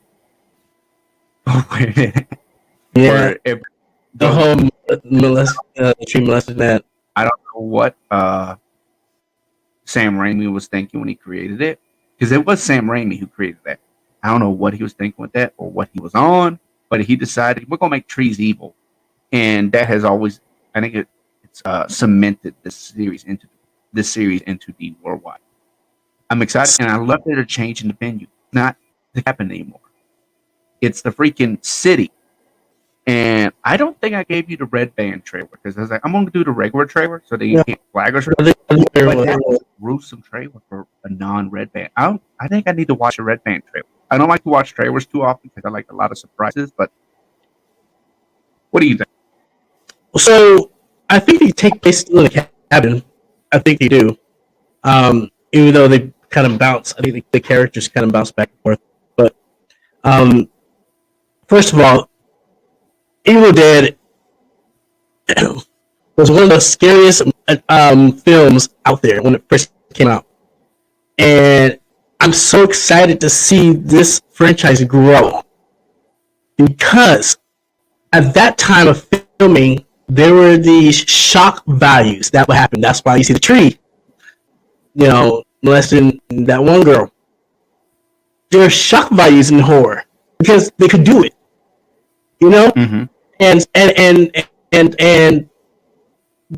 Evil Dead led that on, and in my book, in my opinion, and I'm just excited to see that the franchise and these characters, these new characters, are coming forth. So it's a ticket for me because I love Evil Dead. Number one. Number two, to confirm that why I'm going to go and watch this movie is because when you're ever in a dire need or a situation where your family member gets possessed or something happens to them, it gets scary. Because being in a situation like that, it's not fright. It's not just fright. It's not just flight, but it's fight. And you're really concerned of the loved one that's maybe possessed. Maybe is getting beat up. Their vessel, their body is changing, and that's not your mom. And you have to understand that's not mommy, that's not daddy, that's not and so any situation where it involves a family, a loved one, where it is a spiritual battle, and you want to save your mom or dad or whoever. And you got to fight for that. It's going to be a good movie, and it's scary, because when we watch movies, we like to compare. Well, I do. I'm speaking for myself. I like to compare, and so I'm like, "Dang, if that was my mom, I would slap the dog." That was mom, I would karate chop her. I'm like, what's wrong with you? But yeah, it's a ticket for me. You know that's going to be a ticket for me. This is going to be the easiest thing in the world. I'm going to go ahead and see this. This is actually one of the few movies I think would be worth to go see in the theater. Right. And I will. Let me just say this. I heard, because this was in South by Southwest convention, which I used to attend. And let me just say this: what year was it? Well, come on, I'm going to mess this year up, but pretty much, I was commissioned, and my team was commissioned to do and exhibit a scare with the Evil Dead franchise. Not this one, but I think I'm trying to remember what film it came out. And so we created a cabin, and we had scare actors out there, and it was a huge success. And I know that they try to do that attempt again, but I'm a huge fan of Evil Dead, and so this particular film killed South by Southwest. They premiered it there, and it was a huge roar. And I cannot wait to watch this movie. All right, what do you got next?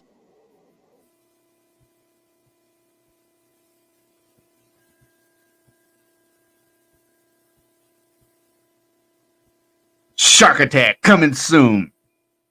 Well, this came across my desk, and I was going to push it aside, and then I noticed something a bit different from the film that has drawn my attention, and maybe my co-host can see what I saw. Maybe the new shark film can gain a cult status, as in the other films can. Now sit back, enjoy, and remember to stay out of the water.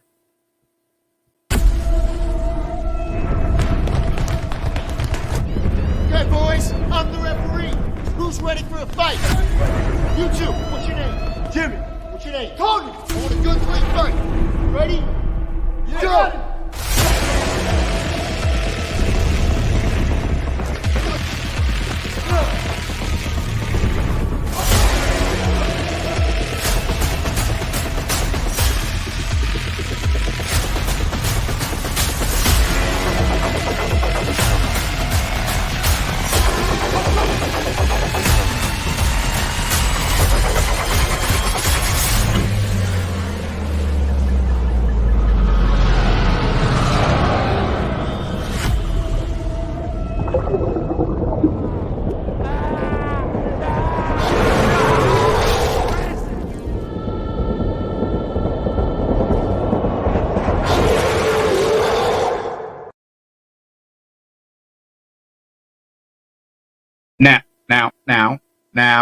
Now.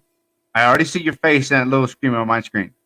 Come back. I gotta talk to you about this. I want to see if you notice what I saw. Do you see why I picked this movie? No, I don't know why you picked. First of all, I don't know why you picked a film that was created in 2019, 2022. No, this is coming soon. This is coming out this year. So there, okay, okay. The director of the movie is Tommy Wish. I can't pronounce his last name, but he's the director, creator, and executive producer for The Room. That stupid, terrible movie. I did not hit her. Oh, hi, Paul. Or hi, Tom. I think I know what you're talking about. It was so bad I erased this from my memory, but now you're bringing it into my memory.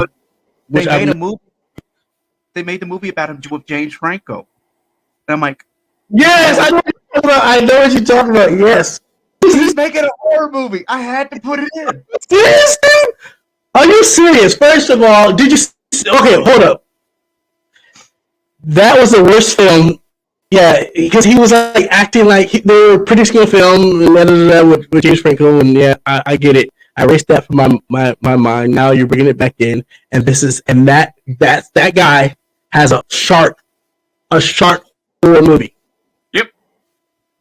What are the odds? I figured it would be interesting. It's like, hey man, I made a crappy movie. I'm about to make another crappy movie, but horror. He paid for his own movie. I know. I mean, he put his money where his mouth was. But I mean, look, no one. All the shark movies that came out still can't touch Jaws. Number one. Number two. Did you not watch the trailer with me? Those graphics were horrible. Two. And I knew it was going to be terrible, but like that's the point. It's like a high school production. It is. 4. Did you not see I don't know what's up with you in grabbing these B-rated Sharknado-inspired crappy movies, but dang dude, and what are the odds? He makes one. He makes it. That's the whole reason. Listen, I saw it. I have 2019 and 2022 on your end credits, and it's not even out yet. Well, it's that guy. I was literally, I saw it. I'm like, I'm not even gonna bother with. And I saw Thomas. Wow. Why did that name sound familiar? Wow. And I watched it. I'm sitting there like, why that name so familiar? Like, this is so shitty. No, we're not going to do. It's like the Sharks on the Moon movie. I threw that out too. I had a Sharks on a Moon movie. It was. Wait, do you get process? And then I'm like, why is this name so familiar? God, I couldn't shake it. I don't really care about directors. I don't follow those people or anything. I'm like, let me look it up. Fine. I'm like, holy shit, he's doing a horror movie. He's actually done a couple other movies apparently. Yeah. Which is cool, but I'm like, where is he going? When you have a film like a director like James Franco to do a film that's inspired by you, you know, you would think you could use his connections to make it better. But like, and you know, and who knows if anyone wanted to back him? But man, that film sucked. I mean, I fell asleep while we were watching it. I'm like, oh shoot, I'm still in the. Talking about the Franco one, or are you talking about The Room?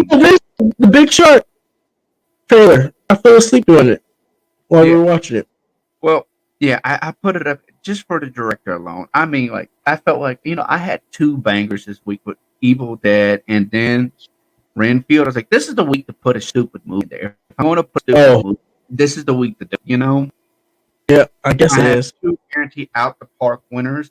I said, forget about it. I'm going to put them on and let's see how she goes, you know?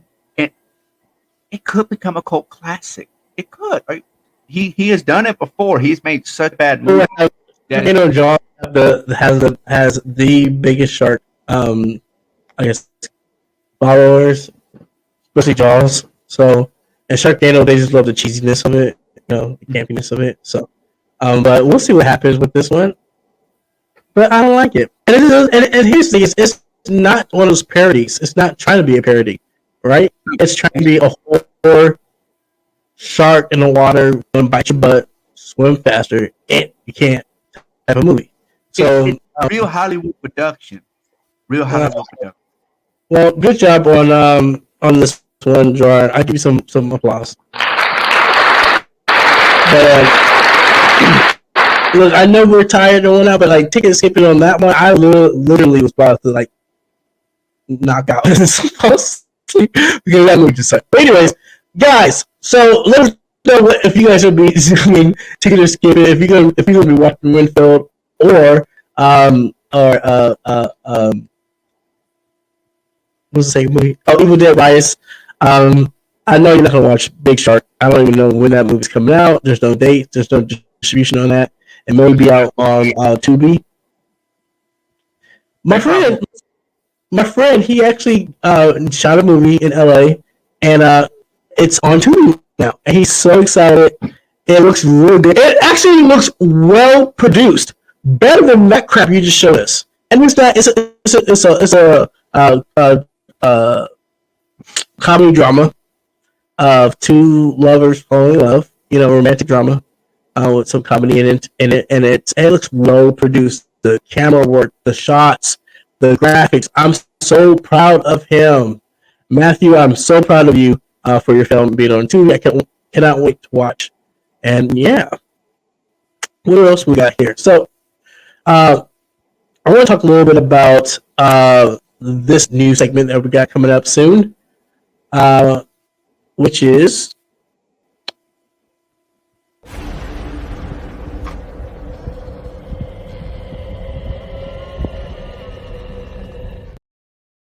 so we have a new segment that is going to be conjunction to our show. This is Scare Actor Diaries. Scare Actor Diaries allows the scare actor of that haunt to have an interview with me and a few other people and tell their story while having a couple of drinks. This is going to be very, very, very, very hilarious. I cannot wait to hear some of the good and the bad stories that these scare actors have gone and gone through and experienced, and it is time for them to tell their story. And so this will be an hour and a half long segment. This will be happening weekdays on podcasts, and then the video will be on YouTube. And I'm so excited for this one because we get to go and dive into history. We get to go and talk. And as I'm a scare actor myself, I like to hear those stories that they have to say. I like to hear what happened when this happened, or what happened when you first opened up your haunt. Was you scared? You know, as this one stunt being done at the haunt and has never been done before. How was that like? You know, I want to really shed light on these topics and really hear from scare actors. So if you guys are a scare actor and would like to be on that segment, please go to our website, www.yepthatscary.com, or just go to our social media at Yep That's Scary and send us your information. Let us know if there's interest in telling your story on Scare Actor Diaries. We want to hear from you. This is, again, in conjunction. So if you're watching at home, if you're seeing this segment will not roll on during a show. It will be in its own category and its own podcast segment on Yep That's Scary. Also, there will be a YouTube video where you can watch, and it will be kind of spliced up. It won't be the whole entire run, but it'll be spliced up, just entertain and let you guys see a little bit something. But I'm really excited for this one. This is something that I'm very curious in hearing some crazy stories. And let me tell you, I heard some crazy stories. And the reason why we want to dig it up is just to laugh and also to kind of educate ourselves on how crazy the world is, so we can protect ourselves a little bit. There was, I think there's what Jarrord, you can contest to this, but when I went to Nashville and we were going to Nashville Nightmares, and we hear that an actor gave a ticket person a knife and said, stab your friend with it. And the guy thought it was fake. About to show him, okay, and he stabs his friend, and she was like, oh, you stabbing me. And he was like, stab him again. And they're stabbing him in the haunted house. Now, I'm not going to bring this up just yet. I want to have 13th Floor come on the show and talk about it, but there is truth to that, because he tried to spin it, try to cover it up with the news and everything like that. Rightfully so, right? But they couldn't, and I went when we went to 13th Floor, and I had to confirm. I was like, yo, why do you have cops? Why do you have cops in your makeup room? Huh? Why do you have cops in check-in? I've never seen a haunt turn the cops on the actors, and that confirmation allowed me to know exactly. Oh shoot, this did really happen. And you're here to keep the peace and to make sure nothing else stupid will happen. And yeah. So again, we have Scare Actor Diaries coming this May, and Scare Actors, even icons. Even if you're in a show, a big stage show at a theme park, we want to hear your stories. So yeah, what do you think about that, Jarrord? About that segment? I'm excited for it. We know the crazy stories. You look exhausted right now, though. I really am. It has been a week. As you know, I moved to an apartment, and I've just been absolutely straining. Like, this is a temporary setup. Like, it's not even taut. I hit the non-tautness. I'm wore out.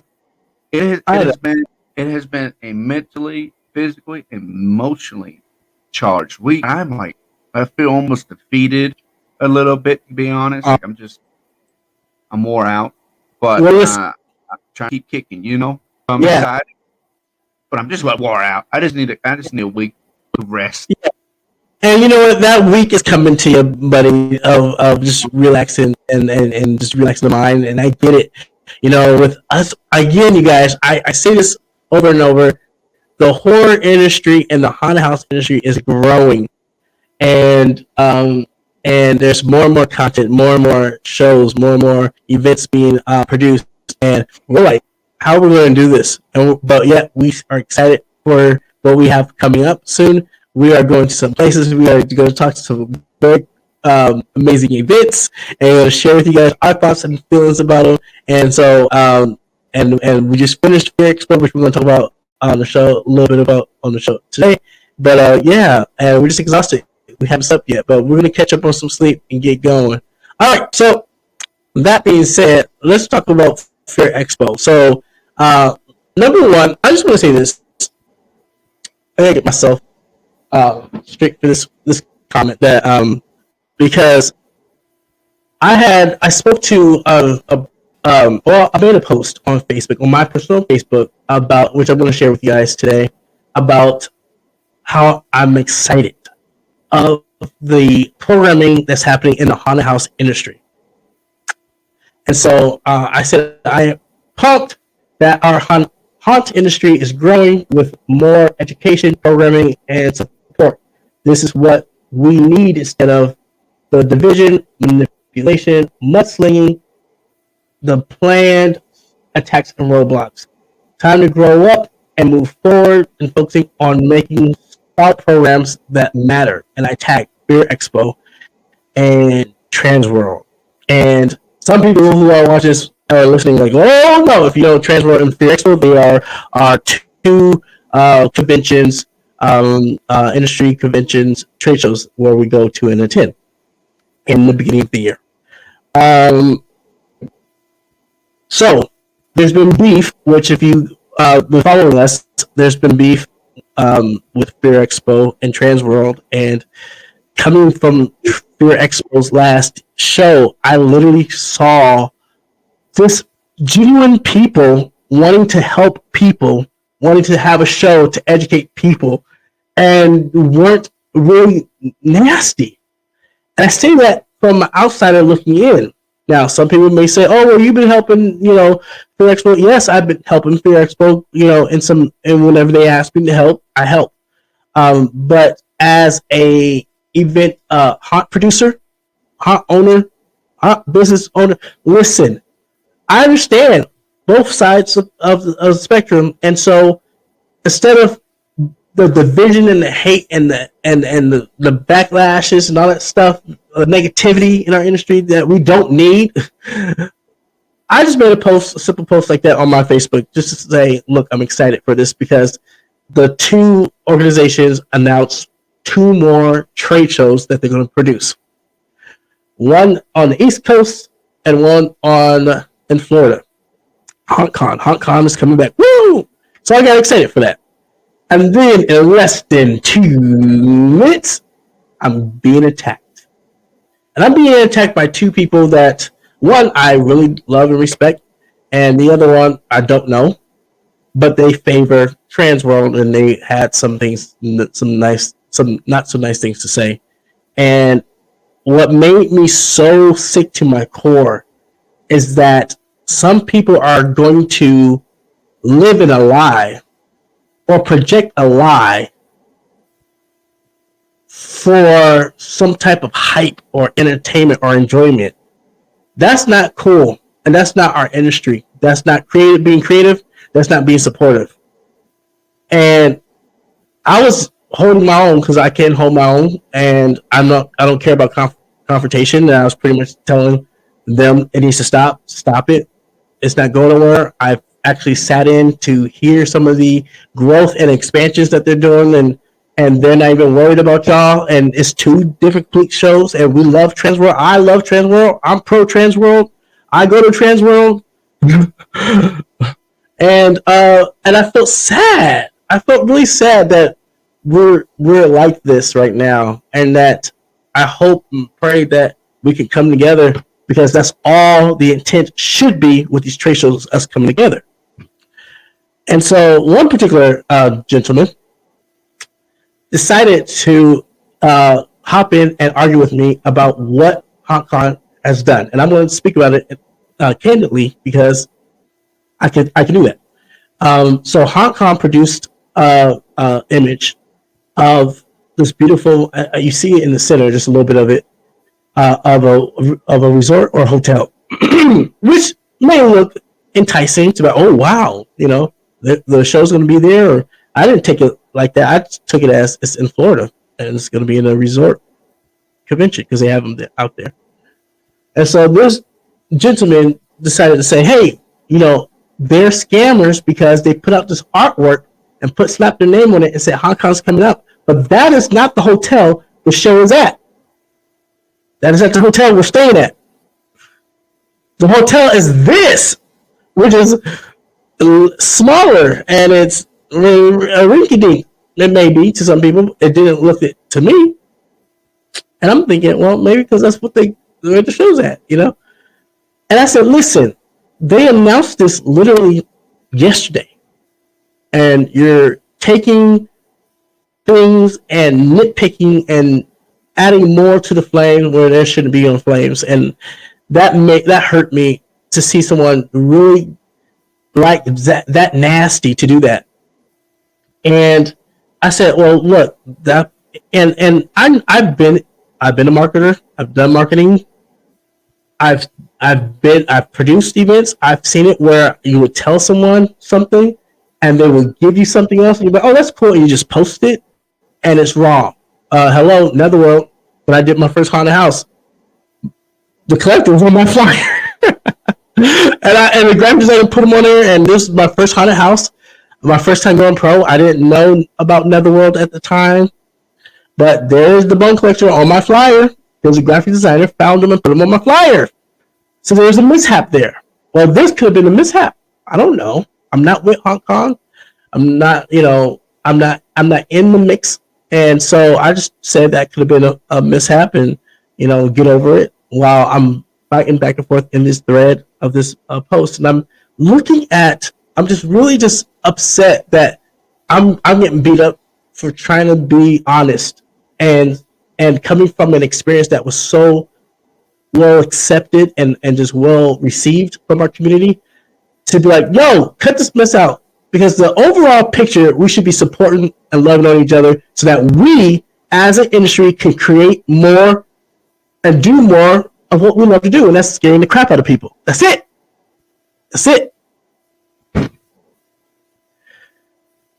Okay, when Fear Expo was created, people over at Transworld say, you don't need another convention. We don't need another convention. I said we do, and we do. There's other conventions that still exist, and it's fine. We can have a small one, a big one, a little one on the East Coast, one on the West Coast. I don't care. The more the merrier. The more education, the more creativity, the more that we can foster an incubator of creativity in our industry, the better we win. Okay. So I'm getting attacked by this post that all I'm doing is just saying, you got to stop and grow up and move on. So then this person said, well, you're this, that, and they're with them. And then I was like, dude, I don't know you. And you don't need to be on my post. You're on my page. This is my page. Keep talking to me like that, I'm going to block you. Oh, he came again. I said, all right, block without hesitation. Then this person goes to my other social media account to make sure I heard what he said. And let me just tell you, I never felt so disrespected being in the industry for so long, helping, giving. My good outweighs my bad. And for someone that I don't know, who doesn't have skin in the game, who, when I did research on him, has a home haunt, which is nothing wrong with that, and a haunt tour where he goes and see other people's haunts. Nothing wrong with that. Nothing wrong with your hustle in your small little short bus that you're in.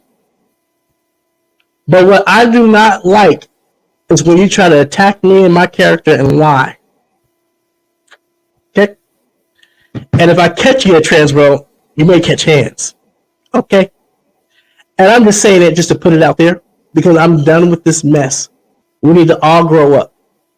We all need to worry about our own business and just enjoy the program that we have and not try to attack. Because when I posted that little post, it was like early in the morning and I was just being excited for what's happening in our industry. And it got taken into a bad attack. One person said, well, you're starting something. I'm not starting anything. There's nothing to start. Just hear me out, whether you like it or not. This is my page, my opinion. If you don't like it, oh well. I'm not starting anything. I'm stating facts. The nastiness gotta go. We're not about that. We've never been about that. Now, some haunts in competition with each other, maybe, but we've never been that. And I want to speak from my heart about this because you guys, we gotta do better. Okay? We already have so much crap in our lives, in our world, in our economy, in our markets. We don't need this. It's childish. So I want to challenge, the players, the key players in this convention to focus on their business. Focus on building good structure. Focus on delivering an amazing trade show where we're like, oh, great. You know, we got, was it Mid-Hunters Convention coming up in June, which I'm really looking to attend, but I don't want to hear a mess or be disrespected because I taught at a trade show. And then when I said what I said, afterwards, hunters reached out to me. Some hunters did, and they said, "We want to say thank you for that." And I'm looking at them like, "Where were you guys?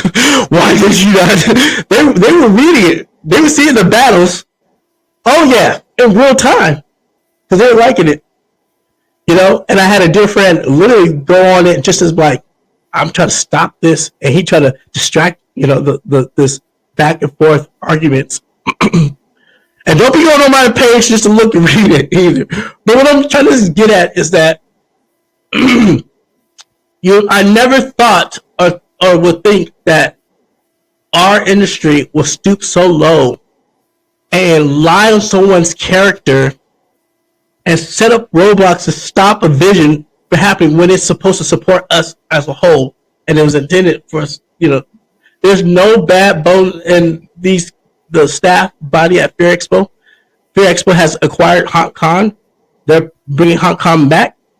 And Transworld has opened up another trade show on the East Coast, which is amazing. And I'm so excited for both. And I cannot wait to attend all of these trade shows. But the bickering and the negativity got to stop. And I'm going to speak it loud from my platform. And whoever hears it, pass it along too. It got to stop. Let's grow up. Let's talk about how we're going to foster an incubator of creativity so that we create more products and more scare factors for the haunts, because I feel that we're going to plateau a little bit.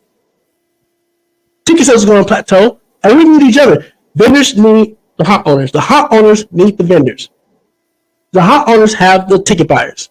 But if the ticket buyers, if we plateau and the creativity and the scares is not happening, and our ticket sales kind of drop, we're not going to be purchasing as much. And I just think there's more to it than just fighting each other. Let's stop fighting each other. And so that's all I got to say about that. What do you think, Jarrord? I think you went on a long tangent right there. I'm sorry. No. But I got to say what I have to say. And don't come from me. Don't get on my social media doing that mess. Because I don't go on anyone else. I mind my own business. I don't go on your social media to talk crap about you, so that, and then make sure you see it. I mean, that was rude. It was rude. It was childish. He was a child. He's a grown man. I'm like, are you married? Do you have kids? Do you have a life? Are you just still trying to find ways to try to hurt somebody because you felt hurt, and you don't have no skin in the game with no trade show? You're not on no transfer board. They don't know you. Just saying.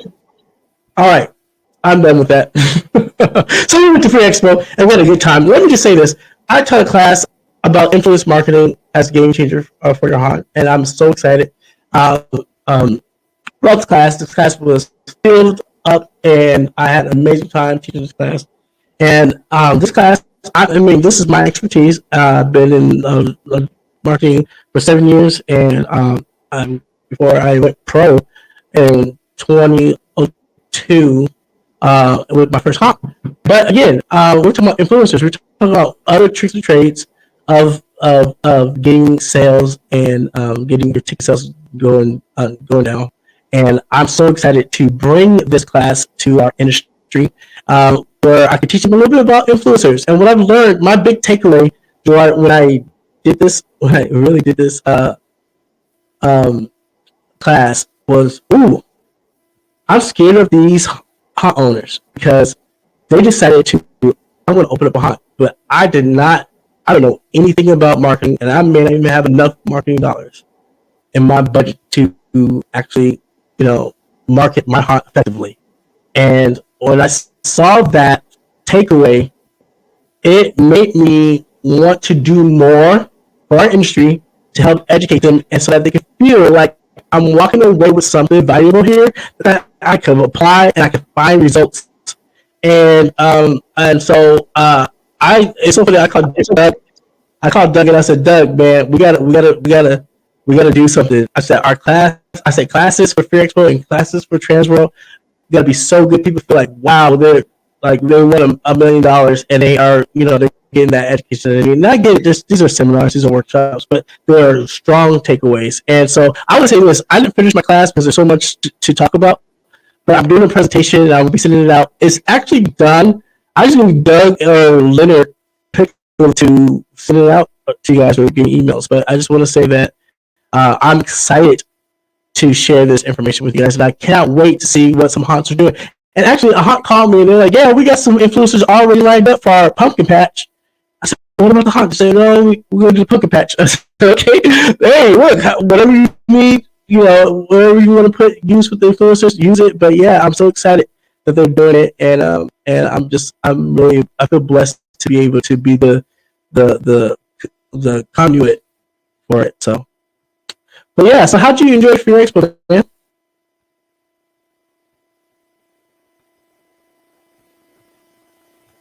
I can't hear you. Are you muted? I was muted. I coughed for a second, so I'm like, no, I enjoyed the show.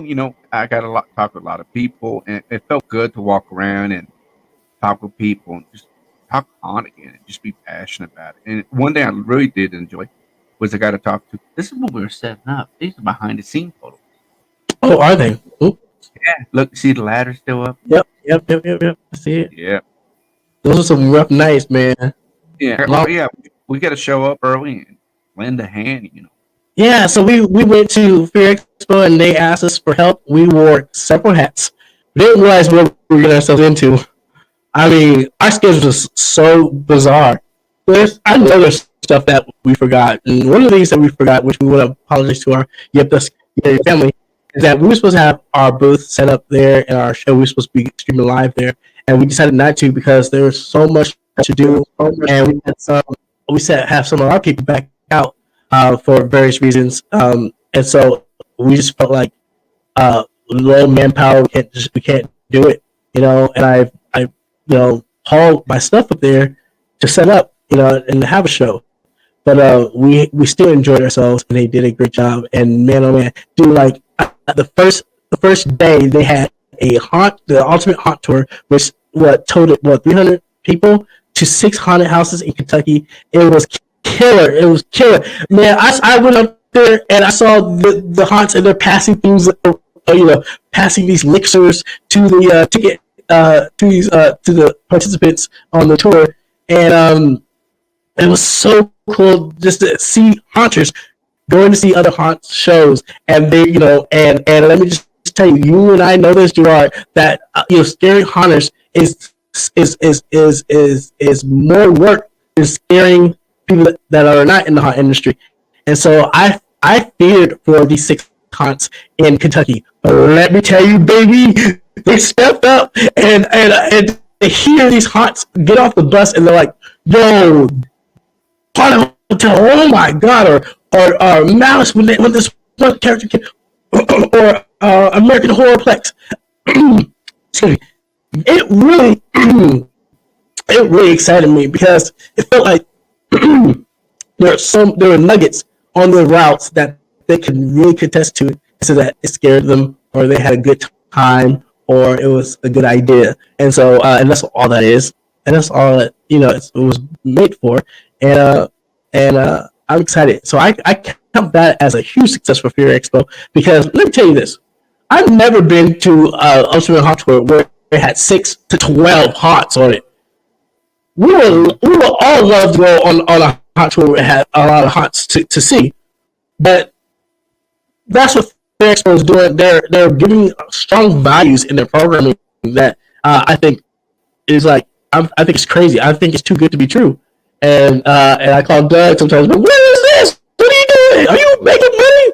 And he just laughs, because it's not about that. It's about giving, and it's about doing programs and have a good time.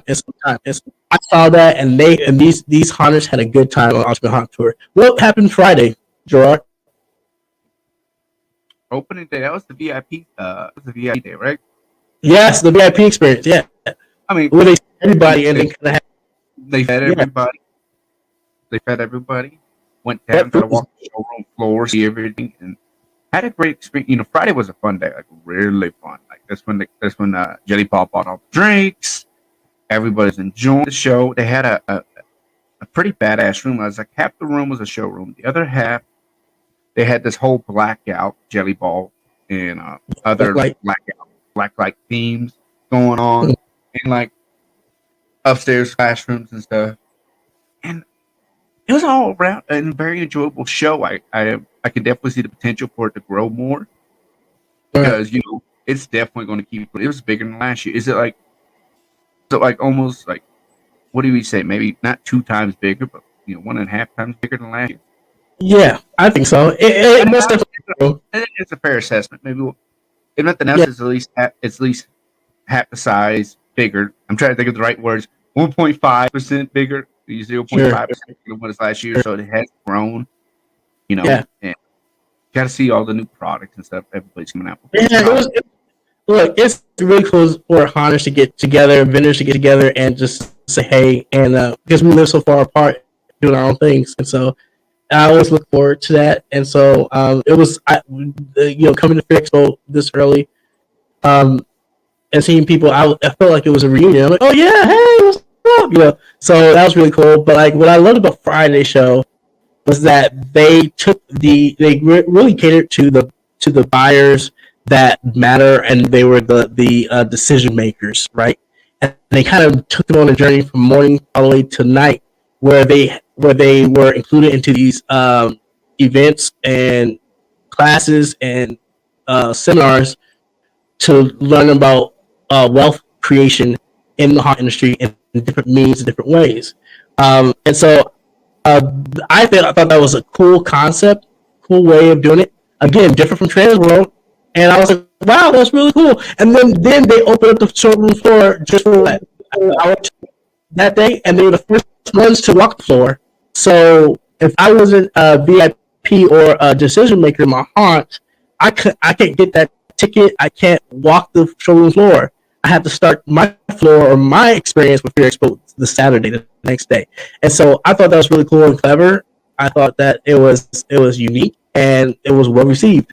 And that was really cool, really cool. And yes, the trade show floor grew, the programming grew, the events grew, and so you can tell. Look, you can tell this is getting its legs, and either you can be patient with it, or you can be patient with it to enjoy it, or you could just ham down on it. But I think this is a program that is going to continue to grow, and I'm excited to see something different. So yeah. Oh yeah. But yeah, just again, wait, how many vendors did we say was on here? Like, oh yeah, that's the dark room that you was talking about, right? Yeah, it's all lit up and stuff. Look at that. And let me tell you, we have the most creative people in the industry, and you know, Zach from Sir Henry Haunted Attractions said the same thing. And I believe so. I really truly believe so. And because to see how they move and navigate and hustle in our industry I learned from it. And so we have some very creative people, and look at that floor. It was very unique. And again, Doug had a concept that he was like, oh, I'm going to try it this way. And in this particular area, he is highlighting the scenic artists that paint with black light and what they can do with that. And you can actually walk up to them and see them paint and talk to them and get a quote, you know. So it was something that was very let's talk about this party. They had a bigger, like even the costume party grew. I don't think we had costumes last year when we attended last year. I think it was just, come as you go. But this one was a costume, and pretty much everyone had a costume on. It was really unique. They were giving away money to winners. It was just dope. I know, and look, when you give away money to our industry, we're going to show up and show out. And so that's what they did, and I love these pictures. But it was a good custom ball, and yeah, just to see someone else do something different. So yeah, what did you say? I went to bed during the ball. Yeah, you were tired. You were exhausted, rightfully so. So yeah, I went straight to bed. Yeah. But I just want to say, you guys, thank you. about our time. Thank you so much for tuning in. We're getting ready for our season 2.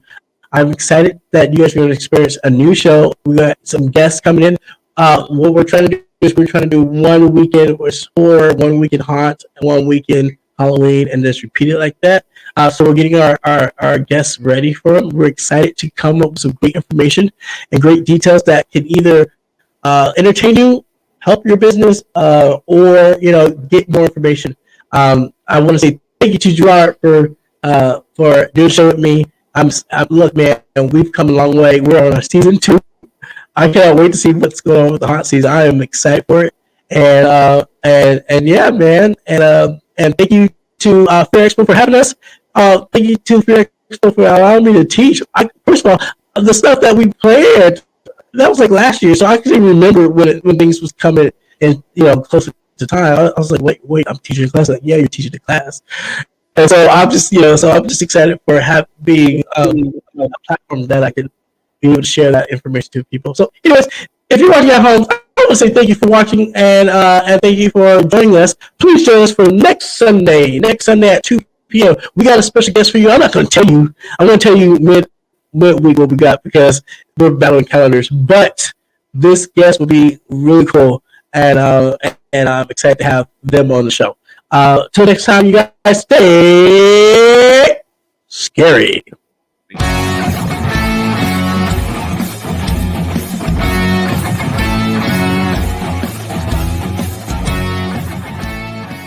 Yo, if you like what you have just heard, subscribe now or forever hold your screams.